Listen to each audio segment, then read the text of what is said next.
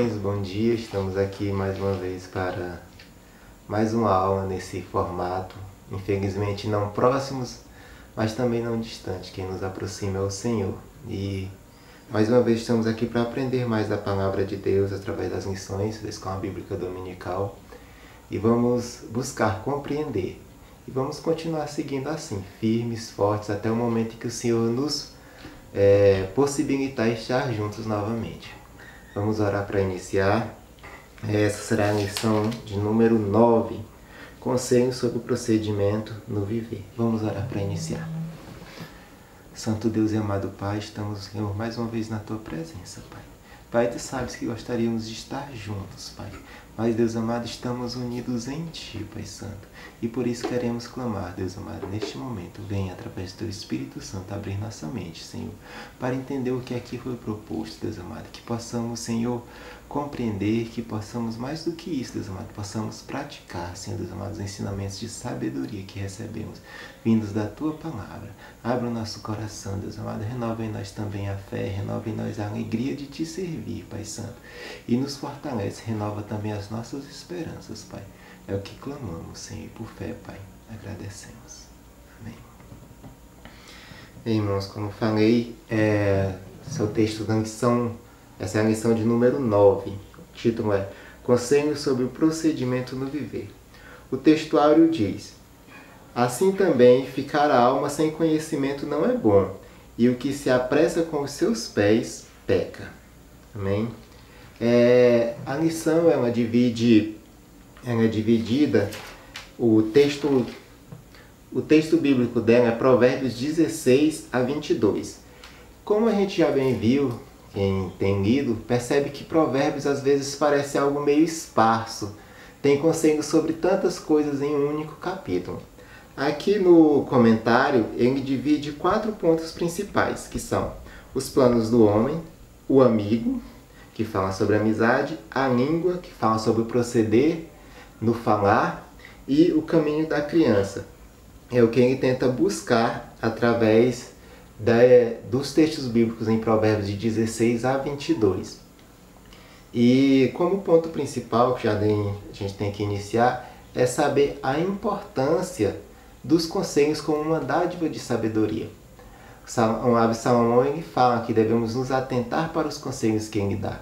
Isso acontece não apenas com ele, nós aprendemos com tudo na nossa vida. E tudo isso são dádivas que o Senhor nos dá.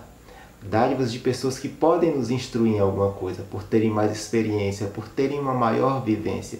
É claro que nós temos sempre que buscar entender, mas também analisar todos os conselhos que nós recebemos. A Bíblia diz que devemos analisar tudo e receber o bem. E reter o bem. E nesse caso, ele fala que é uma grande verdade, que os conselhos são dádivas de sabedoria que o Senhor nos dá, através dele nós aprendemos. Eu costumo dizer que nós temos 2 maneiras de aprender, costumava dizer que é errando e observando os outros errarem, mas há uma terceira maneira, e a maneira mais prática e a mais proveitosa de aprendermos, que é ouvindo. Se nós formos observar, inclusive quando ele fala na parte sobre a língua, nós vamos observar que quem tarda em falar, ele é mais sábio. E ele, por quê? Porque ele observa tudo que está ao seu redor. Ele tem uma análise mais crítica sobre tudo. Então nós temos que ter essa capacidade de ouvir o conselho. Isso exige de nós também humildade, porque muitas vezes nós queremos nos sobrepor aos outros. E aqui no ponto inicial, quando ele fala sobre os planos do homem, é interessante porque logo em Provérbios 16, ele diz assim: do homem são as preparações do coração, mas do Senhor a resposta da boca. O que se observa aqui é que nós devemos sim nos preparar. Ele comenta no texto da lição que cada dia mais parece que as pessoas têm feito menos planos. Cada dia mais as pessoas têm feito uma lista menor de coisas a fazer, de objetivos a alcançar. Eu, particularmente nesse ponto, eu cheguei a discutir um pouco, porque para mim as pessoas ainda fazem muitos planos. Só que tem uma grande falha nesses planos que são feitos hoje em dia por muitas pessoas. Elas estão deixando Deus de fora. Elas estão deixando de observar que no final a realização desses planos vem de Deus. Como diz aqui, do homem são as preparações do coração. Nosso coração se prepara, mas do Senhor a resposta da boca. Então, nós temos que entender que Deus ele é soberano. Isso bate muito com o que a gente já comentou lá no livro de Provérbios, a soberania de Deus. Se nós formos ler o texto de Provérbios 16 a 22, ele fala que até os reis o Senhor guia, o Senhor direciona. Então, nós temos que ter sempre essa certeza que o Senhor, que Deus está à frente de tudo. Nós temos que sempre nos lembrar disso. Observa-se hoje que muitas pessoas tentam fazer muitos planos, que muitas pessoas buscam mudar as coisas, buscam mudar até a si mesmo, mas eles não colocam Deus à frente. Entendamos sempre que o Senhor é quem dirige os nossos passos. O próprio sábio Salomão fala que o Senhor é quem dirige os passos do homem. Mas mesmo assim nós devemos sonhar, nós devemos buscar, nós devemos nos planejar e lutar. É aquilo que eu já falei em outro momento. A soberania de Deus não anula a lei da semeadura. Eu não posso esperar que, porque Deus é soberano, eu não precise semear nada. Nós devemos semear, nós devemos planejar, nós devemos buscar nos preparar para tudo. Um exemplo muito básico disso é essa própria aula. Vocês bem lembram que a primeira aula que eu fiz, a última parte do livro de Jó, foi tudo muito atropelado, não sabia como seria, como é que ocorreria, e acabaram as coisas não dando certo, a gente conseguiu mudar para outra forma, passou por áudio, mas não houve ali uma preparação. Isso é algo que eu admito. Hoje nós estamos aqui, o irmão tem nos abençoado, nós temos um bom equipamento, foi tudo preparado. Nós temos que nos preparar. Mas é claro que o Senhor tem abençoado tudo isso, inclusive este momento, inclusive esta oportunidade de nós continuarmos a aprender da palavra de Deus. No segundo ponto da lição, ele fala sobre amizades. E é isso que nós já falamos muito. Hoje em dia, nós temos uma sociedade que ela é muito ampla, ela é muito espalhada. Antigamente você tinha um número contado de amigos. Hoje se conta amigos às centenas, mas são amigos virtuais. São amigos que estão distantes, são ligações muito amplas, mas também muito frágeis. Se você puder contar 5 amigos verdadeiros na sua vida, você é um homem rico, é um homem abençoado por Deus. Nós podemos contar isso, 5 amigos verdadeiros, aqueles que estão aptos a orar conosco, orar por nós, nos dar palavras de conselho ou simplesmente nos ouvir. Nós temos que entender que a amizade verdadeira ela é algo que está ficando cada vez mais escasso. Para muitos isso pode ser um motivo de desesperança. O que eu vou fazer? Como é que eu vou fazer? Se eu não consigo achar amigos verdadeiros, se estão tão em falta. Mas nós temos que ter a certeza de que Deus ele lida com tudo na nossa vida, Ele promove tudo na nossa vida, inclusive os nossos círculos de amizade. E aqui ele lança um ponto interessante na revista. Ele diz bem assim: o desafio é que nós, antes mesmo de procurar um amigo, busquemos ser essa pessoa que tanto procuramos nos que estão ao nosso redor. Nós geralmente queremos o que de um amigo? Nós queremos fidelidade, nós queremos disponibilidade, nós queremos compaixão, nós queremos o bom conselho. E nós podemos dar isso a alguém? Nós podemos estar disponíveis a alguém? Nós podemos transmitir palavras de conforto, mesmo conselhos de sabedoria, através daquilo que o Senhor já trabalhou na nossa vida. Antes de procurarmos um amigo que atenda todos os nossos requisitos, nós somos esse amigo? E se nós formos esse amigo, mesmo que nós não encontremos alguém com todas essas características, nós temos que entender que estamos cumprindo um propósito de Deus na vida de alguém. Nós temos que ser pessoas que sejam capazes de edificar o outro. Nós temos que ser pessoas que sejam capazes de sustentar o outro emocionalmente. até mesmo espiritualmente. É claro que Deus é quem dá o sustento, mas nós também temos que ser aquela pessoa que ora, que se dispõe. Nós temos sido isso, nós podemos falar isso.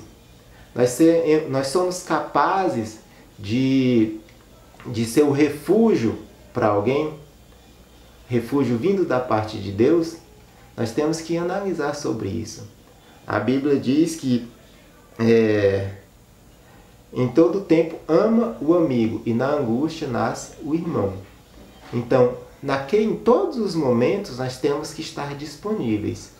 E nós temos que saber que naquele momento, se estivermos sempre disponíveis, se em todo tempo amarmos o amigo, no momento de angústia, ele será mais do que um amigo, ele será um verdadeiro irmão. Interessante notar que quando a gente lê o Provérbios de 16 a 22, em vários momentos o sábio fala sobre aqueles amigos que deixam o outro amigo. Aquele amigo que é amigo apenas daquele que tem valores, que tem bens, é apenas que deixa o amigo quando é pobre, quando está na dificuldade. Mas nós temos que entender que quando o sábio fala disso, ele está falando, na verdade, do falso amigo. Porque o verdadeiro amigo, no momento de angústia, no momento de tristeza, ele se porta como um irmão. Amém? O quarto ponto, ele fala sobre a língua. E esse é um ponto extremamente interessante. Por quê? Porque a língua, ela é algo tremendo, ela é capaz de gerar vida. Quando a gente fala de conselhos, quando você dá conselho, quando você dá consolo, ela é capaz de gerar, de promover vida.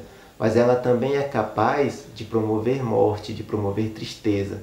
Ela é, como se fala na Bíblia, um órgão pequeno, mas extremamente poderoso e difícil de ser domado.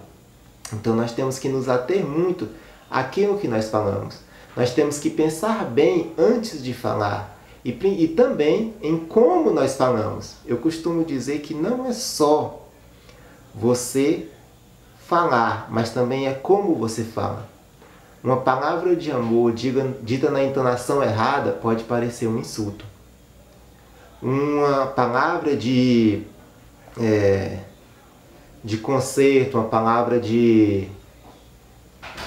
eu poderia dizer, uma repreensão amorosa pode parecer um insulto, uma diminuição do outro que ouve. Se eu não sei como falar, eu tenho sempre que buscar falar com amor.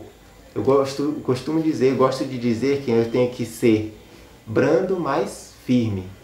São duas coisas que têm que andar juntas. Eu tenho que ter firmeza naquilo que eu digo, seja para apontar um pecado, seja para apontar um erro, mas eu também tenho que ser brando, eu também tenho que transmitir amor através daquilo que eu falo. E é muito importante que a própria palavra diz, a Bíblia diz que a boca fala daquilo que o coração está cheio. Do que meu coração está cheio? Com que eu tenho me alimentado? Será se eu tenho me alimentado? Será que quando eu vou falar eu estou focando no quê? Então, nós temos que nos alimentar daquilo que é bom. E nos alimentando daquilo que é bom, sairá de nós também aquilo que é bom. Então nós temos que nos atentar muito para aquilo que nós nos alimentamos, para aquilo que nós temos consumido. Se você só consome palavras, se você só consome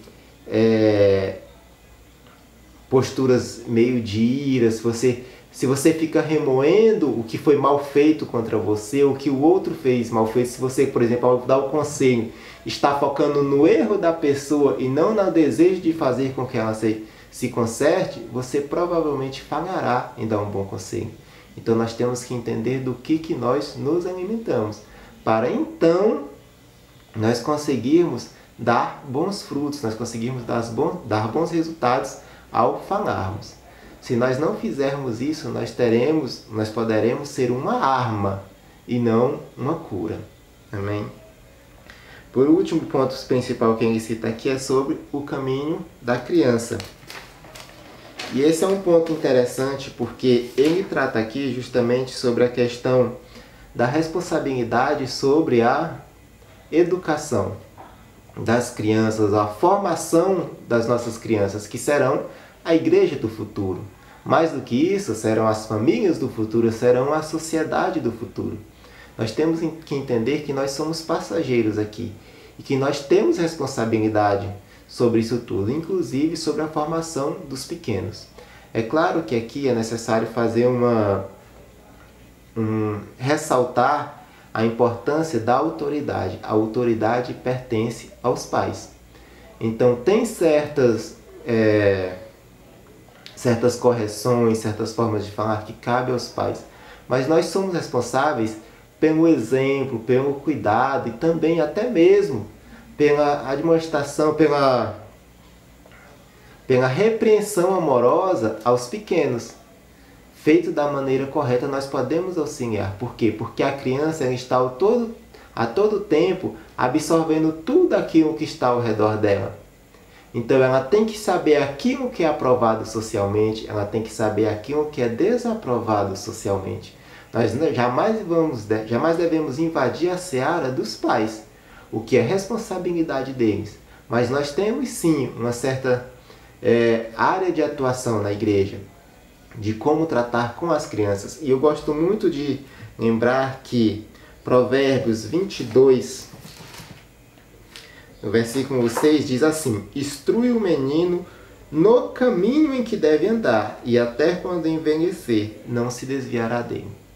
Eu gosto muito disso porque a Bíblia fala no caminho. Eu tenho que ensiná-lo andando com ele, eu tenho que estar no caminho com ele. Eu não posso dizer o caminho certo é aquele. Eu tenho que dizer o caminho certo é esse. Porque o caminho que eu digo para ele que é o certo é o caminho que eu devo estar. Fala-se muito que as crianças aprendem pelo exemplo. Se eu dou um exemplo errado, como é que eu posso querer que ela acerte? Eu sei que é muito difícil porque muitas vezes nós temos vícios, mas aí há a necessidade de nós nos autoavaliarmos constantemente. Devemos instruir a criança no caminho. Eu tenho isso como um desafio para mim. Eu tenho que estar no caminho para ensinar o meu filho. Nós também temos que estar no caminho para ensinar, desde o nosso primo pequeno, o nosso irmão, o pequeno da igreja que está lá. Nós temos que ser exemplo. Criança aprende a partir do exemplo. O discurso ele serve apenas para reforçar o exemplo, para dar uma lógica ao exemplo que nós damos. Mas se nós temos um discurso lógico e um exemplo ilógico, isso tenderá ao fracasso. Finalizando, nós temos que o texto em Provérbios 19, 2 diz que agir sem pensar não é bom. Começa assim. Essa é a nova tradução na linguagem de hoje. Na Almeida está um pouco diferente, que é o nosso textuário, que diz que assim também ficar a alma sem conhecimento não é bom. E o que se apressa com seus pés peca. Pode parecer uma frase simples. Agir sem pensar não é bom. É óbvio, isso é mais do que óbvio. Só que na sociedade em que nós vivemos, em que tudo é muito rápido, que tudo tem que ser muito para agora, tem que ser muito para ontem, tudo que tem que ser comentado muito rápido, curtido muito rápido, compartilhado muito rápido, nós acabamos agindo muitas vezes sem pensar. A nossa sociedade é imediatista. Eu preciso desse produto agora. Eu preciso fazer aquela coisa agora. Eu preciso cumprir esse desafio da internet agora. Ou seja, é tudo muito para agora. E muitas vezes, na pressa de fazer a vontade daquilo que a sociedade me pede, eu acabo agindo sem pensar. Mas o texto do sábio Salomão é muito claro. Não é bom agir sem pensar.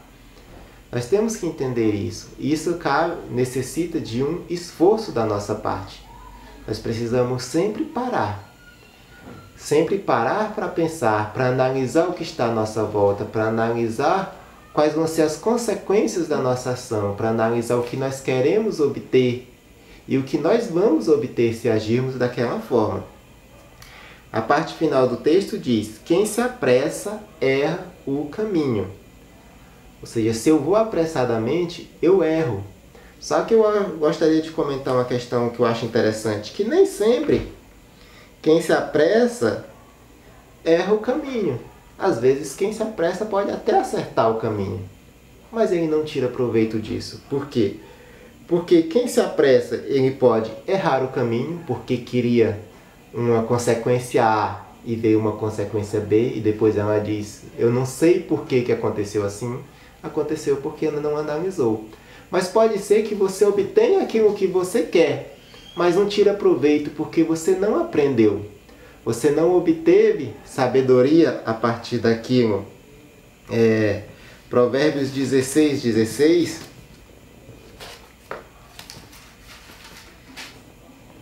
diz que quanto melhor é adquirir a sabedoria do que o ouro, e quanto mais excelente adquirir a prudência do que a prata.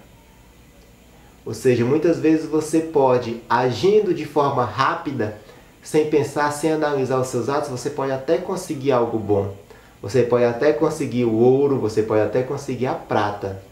Mas, se você não entende o porquê você fez, ou para que você fez aquilo, se você não parou para analisar aquilo, para refletir sobre aquilo, você não tem a possibilidade de obter a sabedoria. E você não foi prudente. E o sábio é claro em dizer, quanto melhor é adquirir sabedoria do que o ouro, e quanto mais excelente adquirir a prudência do que a prata. Que possamos ter essa calma, que possamos pensar mais, que possamos aprender a esperar um pouco mais para o nosso agir. E assim nós poderemos adquirir, se nos tornarmos mais sábios. E não se preocupe, Deus não permitirá que você perca nada daquilo que Ele reservou para você. É claro que a gente não tem que parar e viver observando o mundo. Somente observando, nós temos também que agir. Mas nós temos sempre que pensar sobre a forma como nós estamos agindo. A conclusão final dessa lição é: com o que nós temos nos alimentado? Com o que nós temos feito para nos tornarmos melhores? Em que nós estamos buscando crescimento na nossa parte? Nós temos nos alimentado da palavra, nós temos nos alimentado na comunhão com os irmãos, nós temos nos alimentado em falar com Deus, em nos relacionar com Deus? Se nós temos feito isso, nós receberemos edificação. Isso é claro. Mas se nós não temos feito isso, está na hora de nós começarmos a pensar. Se nós temos nos alimentado daquilo que é bom, Deus abençoará os nossos planos, guiará os nossos planos. Deus nos abençoará nas nossas amizades, nos permitirá sermos instrumentos para edificar amigos e também sermos edificados com Ele. Deus instruirá a nossa língua e nós seremos canal de bênção para aqueles que nos cercam. Nós seremos pessoas que lançam palavras que geram vida na vida dos outros e não destruição. Nós seremos exemplo para ensinar aos pequenos qual é o caminho que se deve andar. Essa é a lição. Espero que os irmãos tenham a oportunidade de se dedicar a ler e meditar no livro de Provérbios. É um livro que traz muita coisa, apesar de não ter um arranjo tão lógico quanto os livros históricos, mas ele tem muito conteúdo de sabedoria.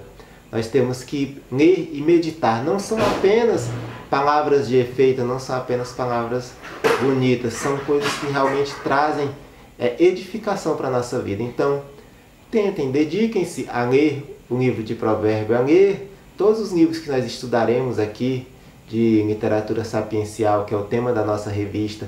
Busquem meditar, peçam a Deus auxílio para entender. E tudo que aqui está escrito tem aplicação na nossa vida. Amém? Espero que isso tenha sido abençoador para os irmãos. Tenham uma ótima semana. Que Deus nos abençoe e continue nos fortalecendo em meio a tudo isso que está acontecendo no mundo. Que possamos ter a certeza de que Ele está, sim, cuidando de nós. Que nada escapa do controle dEle. Que Ele sempre foi, ainda é e continuará sendo soberano sobre todas as coisas, inclusive sobre a nossa vida. Vamos orar para concluir. Deus amado, eterno, poderoso Pai, Senhor, te adoramos. te louvamos, Senhor, pelo teu cuidado para com a nossa vida, Pai. Te louvamos porque o Senhor, Deus amado, nos ensina dia após dia, Senhor, e tantas coisas o Senhor tem a trazer ao nosso coração. Senhor, que o que aqui foi dito possa ser guardado nos corações, que mais do que isso, Senhor, possa ser praticado, Deus amado, possa ser, Deus amado, compartilhado com aqueles que nos cercam, Senhor. E que o Senhor, Deus amado, possa trazer transformação à nossa vida, sempre, a cada dia. E que tudo isso possa glorificar o teu nome mais e mais. É o que pedimos, Pai. É o que por fé, Senhor, agradecemos. Amém.